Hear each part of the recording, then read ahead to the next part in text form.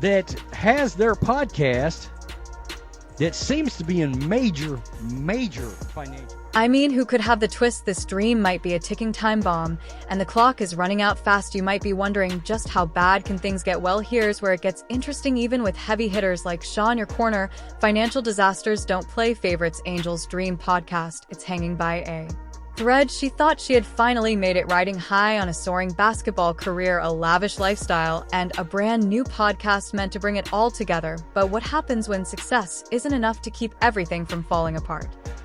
Who could have possibly predicted this? Is there a dark secret behind their sponsor, Improved Collective's headquarters, and its alarming streak of financial disasters? Could this be more than just bad luck? Neil's The Big Podcast and Angel Reese's Unapologetically Angel podcast have captivated fans with their mix of sports insights, cultural commentary, and fun personal stories. Both shows are part of Playmaker HQ. Yes, people, our Bettered Collective, the sponsor of Angel's podcast, is valued at a staggering $820 million. But here's the shocking part: that massive fortune doesn't guarantee anyone's paycheck. After this bizarre turn of events, one question looms: how can a company worth so much still leave financial security hanging by a thread? Which operates under Better Collective, a media giant valued at $820 million. Yet, recent financial hurdles at Better Collective could bring an unexpected challenge. Imagine waking up to the news that the very company funding your podcast is laying off 100 employees. Not exactly the best scenario for your show's future, right? That's the reality. Angel Reese just faced watching her sponsor's foundation crumble beneath her feet. What happens next? That's the real question. It's a beloved podcast. Again, I don't know how beloved Angel Reese's podcast is, but Shaq's got a pretty good Get this, Better people didn't just cut a few bench warmers, they wiped out an entire squad. Their stock plummeted 36.5% in a single day, erasing millions in the blink of an eye, faster than Angel's fan base after her latest career missed up. And here's the real problem: when the company backing you is in free fall, those paychecks don't land as smoothly as expected. Angel might have envisioned a slam dunk, but right now it's like she's trying to play basketball with a football. It just doesn't work. To make matters worse, analysts are already warning that these financial troubles could put both Angel and her podcast in a seriously dangerous spot. The question is, can she recover before it's too late? Late October, Better Collective announced over 100 layoffs, citing challenges in the U.S. and slower growth in Brazil.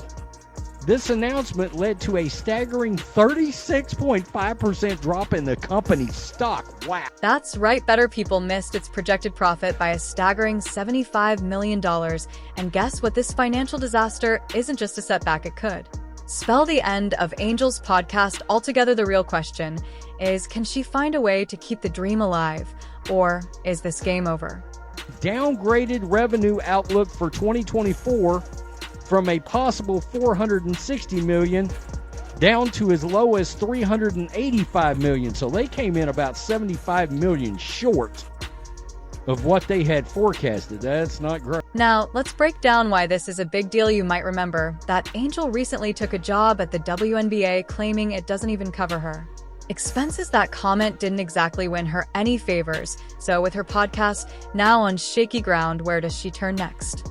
Oh, here comes the bad news for Angel Reese. If that's the case, Angel made a grave mistake going all in on her podcast without factoring in the very real possibility that those paychecks could dry up. Now, with her sponsor's financial meltdown, she's left wondering, was this a winning bet or a costly miscalculation?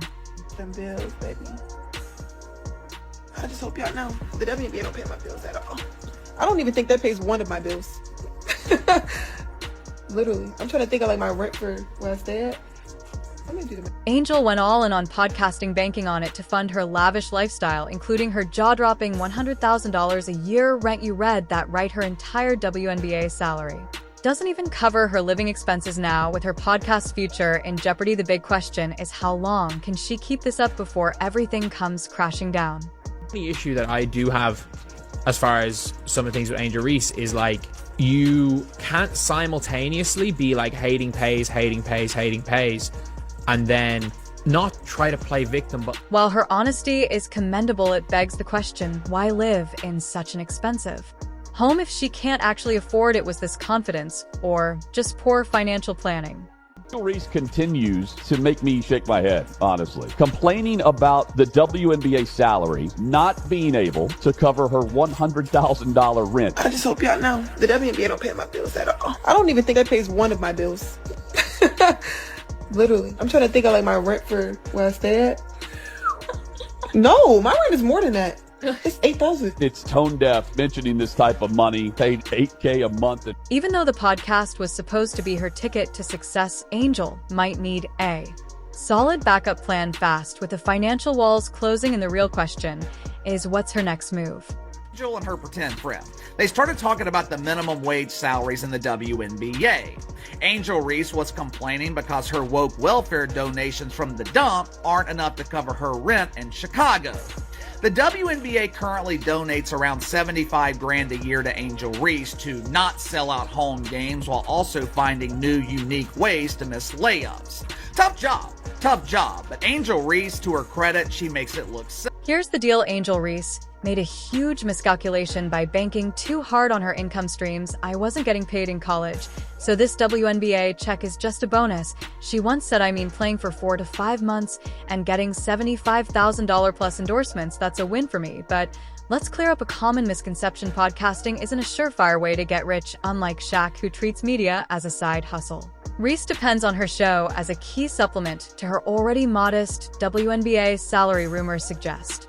Angel's monthly earnings range from $5,200 to $82,400, a massive gap, and reality is likely much less glamorous. While her show has built an audience, better collective the company backing it is struggling, and financial instability trickles down. Sponsorship cuts could hit her hard. And here's another problem: YouTube popularity doesn't guarantee podcast success. Think of it like trying to dunk on a moving hoop. It's not a guaranteed score. A massive name alone isn't enough. Just ask Meghan Markle or the Obamas, whose podcast flopped despite big budgets and huge platforms. A well-known name doesn't automatically equal a thriving podcast. Angel's learning that the hard way. If you're not delivering top-tier content, why would people stick around? The truth: fans don't just want a "hey guys, welcome to my show" moment. They crave exclusive behind-the-scenes stories, real game breakdowns, and raw insights, things they can't get anywhere else. Even massive deals fall flat. Spotify bankroll the Obamas, and Meghan Markle and their show still bombed. So what makes Angel think she can break the trend? Let's talk numbers. Angel pays a staggering $100,000 a year in rent, which exceeds her entire WNBA salary. That's an insane financial burden considering the average rent in Chicago is just $2,000 a month, even with the WNBA salary of $73. $339. Her rent alone eats up a huge chunk of her income. And if her podcast doesn't take off, she's facing a financial checkmate. For context, most financial experts recommend spending no more than 25% of your income on rent. Angel's well past that. At this rate, losing the podcast could be a financial disaster. Success isn't about just being famous. It's about engaging content and audience retention. Sponsors don't just throw money at big names. They want listeners who stick around. Ad revenue spikes around the 30 to 45 minute mark, meaning if people tune out early, the money dries up. That's why social media clips from her show might rack up views. But if no one is actually listening to full episodes, the podcast is in trouble. Better collective, the firm behind Angel's podcast, is facing major financial struggles. If they can't stabilize, their cutbacks could directly impact her show's future. That means Angel has no choice but to treat every episode like a game-winning performance. If she doesn't step up, her lavish lifestyle might be the first thing to go, and fans aren't staying silent either. Social media is buzzing with criticism, with one fan bluntly stating, "Not exactly the smartest game plan," unlike Shaq, who could lose his podcast tomorrow and barely feel it. Angel doesn't have that luxury. If this fails, it affects her entire career and financial future. And the worst part, the WNBA season is over. There's no game content to keep discussions alive unless she reinvents her show fast. This could be game over. At the end of the day, Angel isn't just gambling on a podcast, she's gambling on her future. And right now, the odds aren't in her favor.